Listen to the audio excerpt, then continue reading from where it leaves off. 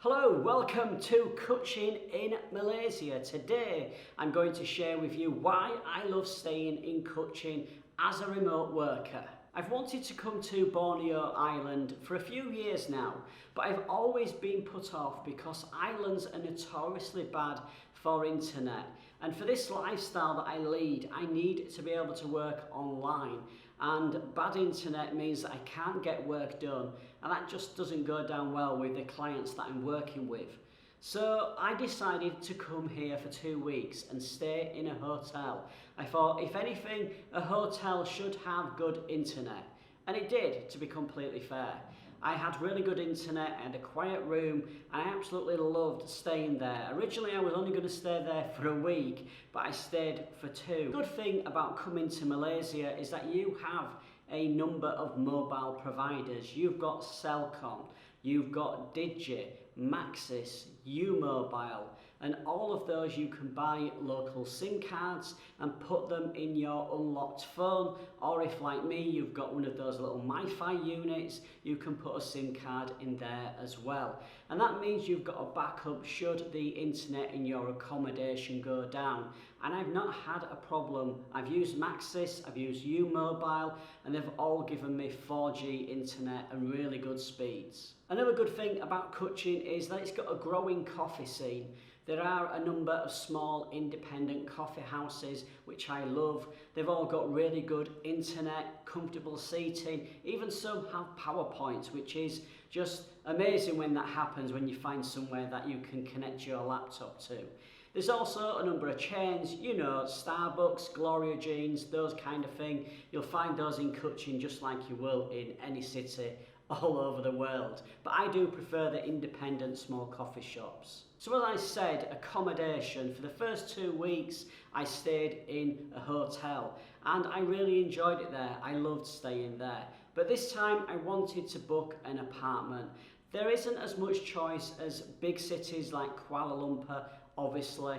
Also, the prices are slightly higher than in Kuala Lumpur just because there isn't as many properties on the market, which is a good thing because you don't want overbuilding in a beautiful place like this. So, Airbnb is a place where I normally book accommodation. I'm swinging away a little bit from Airbnb. Maybe that's another video in the future. Let me know what you think in the comments. So yes, I use Airbnb for my apartments. This place for the month is £640, but I love it here. If you would like me to do an apartment tour, don't forget to let me know down in the comments.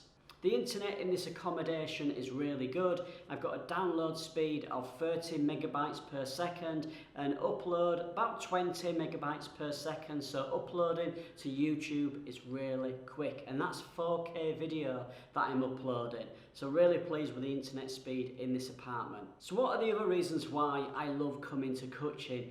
Well, it's definitely the people. I've been blown away by the amount of people that I've met that watch my videos, and as a small video creator, just a small audience, that blows my mind. And it's so great when people approach me and say, hello, are you remote Darren, or are you Darren, the YouTuber?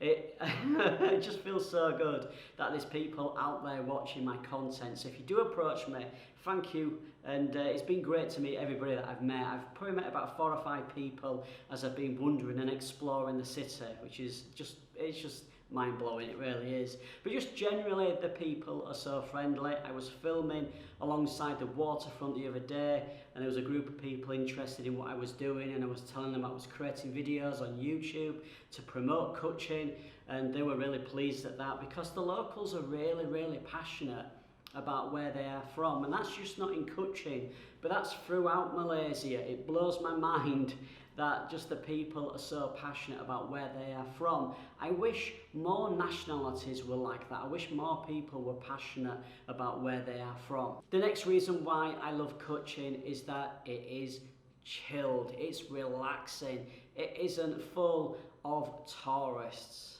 It's so quiet. If you watch my video of the Orchid Park, not Orchard Park, Orchid Park, that I did the other day, Well, it was just so quiet and peaceful. You can walk along the riverfront during the day and there's very few people around. I would say it comes alive at night time, but obviously for me, I'm working in the evening, so I don't really get to see that very often. I do at the weekend. And yeah, it's just such a peaceful, relaxing place.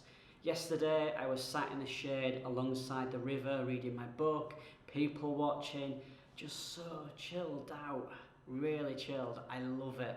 And obviously, a big reason why you need to come to Kuching anyway, even if you are not a remote worker, is the food. Here in Sarawak, there are dishes that you won't get anywhere else in Malaysia. You've got the Sarawak laksa, which, oh my days, I'm going to do a video about Sarawak laksa, so keep a lookout for that next week. And also kolo mee, the noodles in that, the food is incredible. Wherever you go, you'll find amazing food.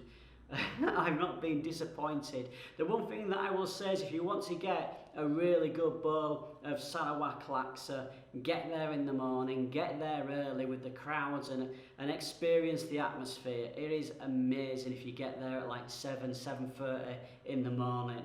A question that I get asked a lot is how easy is it to get to Kuching from Kuala Lumpur? And I would say it's very easy. Like the connection between the centre of Kuala Lumpur in the airport, the transfer is like one of the best in the world. It really is. It's so smooth, 28 minutes and you're there at the airport. And then if you fly from KLI2, which is like Air Asia hub, you can get like 4 or 5 flights a day, I think, flying into Kuching from Kuala Lumpur. And you're looking at really cheap prices, like £10–15 for a single flight. It's really good value for money. And you take about an hour and a half to get here. Once you get to the airport in Kuching, just use Grab or get a taxi and you're in the city centre in like 15 minutes. It's really, really easy. Now we're talking about the transport. One of the downsides of the city, I feel, is the public transport is very difficult to understand. There's a bus network, but there's not really a great deal of signs on the bus stops that I've seen. There's now a free electric bus that goes around the centre of Kuching. But other than that, a lot of the time you have to rely on taxis, and I use Grab just because it's so convenient on your mobile phone that you're able just to get picked up wherever you are, wherever your accommodation is, and take you to the doorstep of the place that you want to go to. And it's so cheap to get around. Like I am about 4 miles away from the centre and it costs 10 ringgits, which I think is about £1.50 for a single journey, which I think is just about the same price as a trip on the LRT in Kuala Lumpur. But yeah, that's probably a little bit of the downside, is that there isn't like a monorail or an underground network, but then it's not a huge city anyway, so it probably doesn't warrant that. But just something to bear in mind, you will have to use taxis quite a bit. And I feel that I just talked at 500 miles an hour, so if you have any questions on anything to do with coming to work remotely in Kuching, or just if you're visiting Kuching, let me know down in the comments. If you're from Kuching, don't forget to leave your recommendations on things to do, places to visit, places to eat, because I know you guys are amazing at that, and that will help people coming to see this video and are coming to Kuching to work remotely.